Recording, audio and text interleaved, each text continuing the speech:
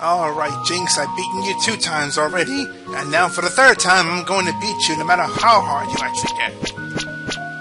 Wait, we're not going to that dojo? What do you mean we're not going to that dojo? Yeah, whatever. Alright, so we'll just go to this dojo, which apparently is okay. So, nothing to worry about, guys. This dojo's okay. We can totally leave it alone and not have to worry about it, because this thing's alright. It's okay. Nothing to worry about. Nothing at all. And I say that in a literal sense and in a joking sense. This boss is probably considered tricky on an easy to hard scale, because really there's only a couple of things you have to worry about. And the main thing that you have to worry about is the fact that it has all sorts of strong attacks, which can kill you in a matter of seconds. And not only that, his evasion is through the roof, so physical attacks are a thing. So, there's only really 2 ways you can approach this boss. One way is pure magic attacks, so that you can actually hit the thing no matter what, but he has a bit of a resistance to everything that it has. The only other way that you can actually go around this thing is to debuff it. And the only way to debuff it is with debilitate, because this thing can hurt really hard. It can damage you, like, really badly, and just instantly kill you if you leave it be. So there's debilitated, and a lot of its attacks should not do terribly much. Now with that said, the only other thing you really have to worry about is actually damaging it, because not only is it a boss where you can actually cast a lot of high magic attacks and high physical attacks, not only that, even with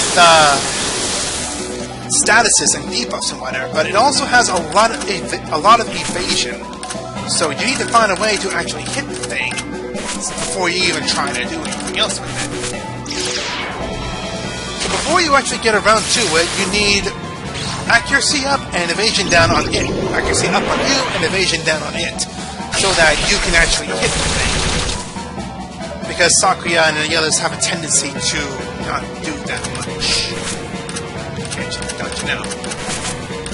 So with that said, the only other thing you really have to worry about is resisting, because he casts a lot of statuses. A lot of things that cast like blind and paralyzation and all that stuff.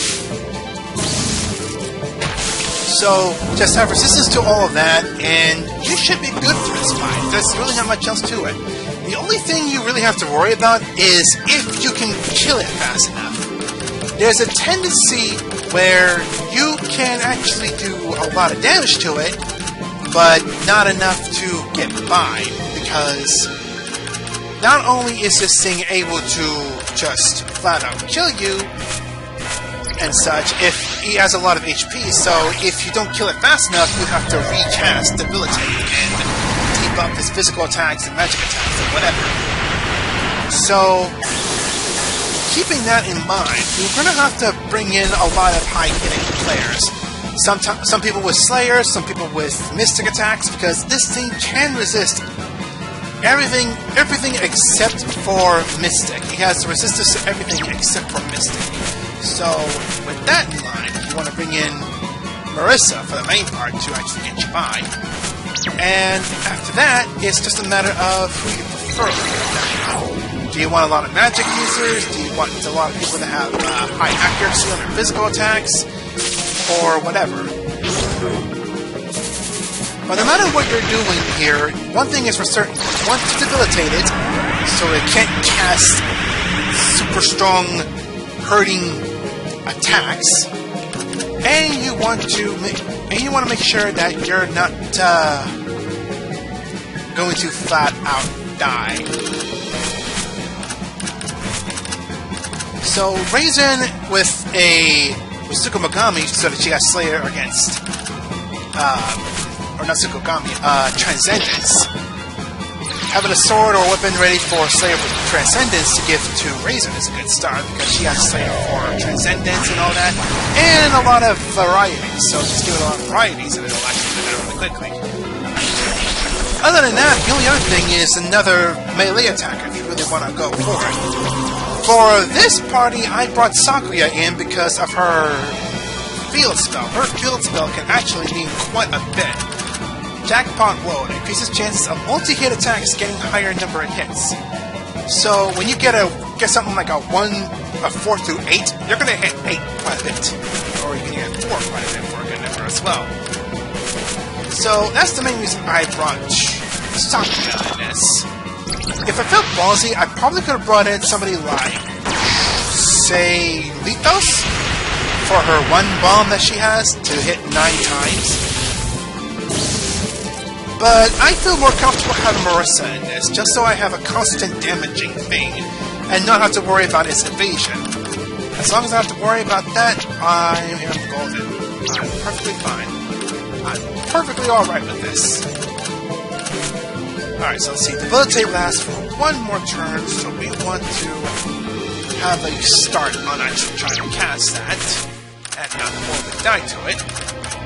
In the meantime, we're going to want to lower something like something else.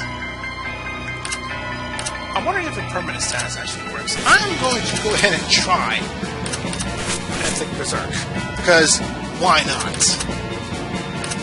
Why not at this point, you know?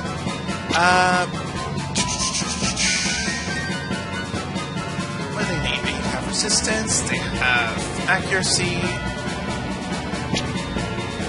They don't really need much else, actually, so yeah, you can just attack it and quick spot it. But yeah, that's really all this boss really is. Just lower its physical attacks quickly, so you won't have to worry about dying quickly, and have a lot of physical attackers just pound away at it, and you're golden. Just be wary of its evasion, because it does have a lot of evasion, and you want to raise your stuff really quickly. Something? Yeah, something went away. So we'll do that. We'll cast the rest of this, and we'll finish this boss off. But yeah, that's really all there is to it about this fight. Just cast a lot of varieties to it. It's going to be a bit harder than with the Terminator March. But just keep persistent with your debuffs.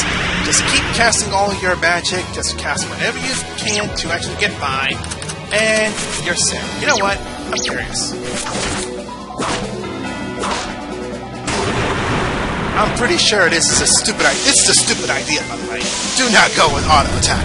But I'm at a high enough level that I really don't have to worry about it, because he's debilitated enough, and he's gonna die real quickly, so whatever. It doesn't really matter that much. But, yeah, just debilitate it, have resistance up, have accuracy up for its evasion, lower its evasion, and you won't have to worry about anything else that this thing has to offer.